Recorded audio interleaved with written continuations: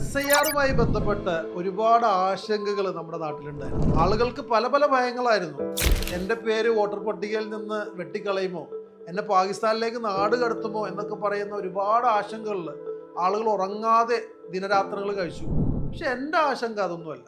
എൻ്റെ ആശങ്ക യഥാർത്ഥത്തിൽ വിദ്യാഭ്യാസവുമായി ബന്ധപ്പെട്ടതായിരുന്നു. വളരെ സിമ്പിളായിട്ടുള്ള ഒരു SIR ഫോം ഫില്ല് ചെയ്യണമെങ്കിൽ നമുക്ക് ഒരു യൂട്യൂബ് വീഡിയോ കണ്ടിട്ട് അല്ലെങ്കിൽ അതിൻ്റെ ഒരു ഫോർമാറ്റ് നമുക്ക് എവിടെയെങ്കിലും വായിച്ചിട്ട് സിമ്പിളായിട്ട് ഫില്ല് ചെയ്യാൻ പറ്റുന്ന ഒരു ഫോമേ ഉണ്ടായിരുന്നു. പക്ഷേ ഈ ഒരു ഫോം ഫില്ല് ചെയ്യാൻ എൻ്റെ അടുത്ത് പലരും വന്നു. പലരും പറഞ്ഞത് അവരുടെ വീട്ടിലെ കുട്ടികൾ ഇത് ഫില്ല് ചെയ്യാൻ പേടിക്കുന്നു എന്നാണ്. 2 ഡോക്ടർമാരുള്ള ഒരു വീട്ടിൽ നിന്ന് വരെ ഒരാൾ ഫോം കൊണ്ടുവന്നു തന്നു.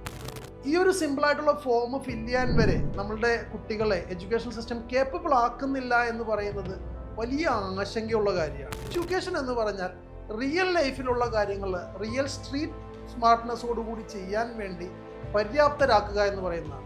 ആക്ച്വലി ഞങ്ങൾ ഹാഷ്മിച്ചു സ്കൂളിൻ്റെ കരിക്കുലം ഡിസൈൻ ചെയ്യുമ്പോൾ ഈ ഒരു കാര്യമാണ് നമ്മുടെ മൈൻഡിലുള്ളത്.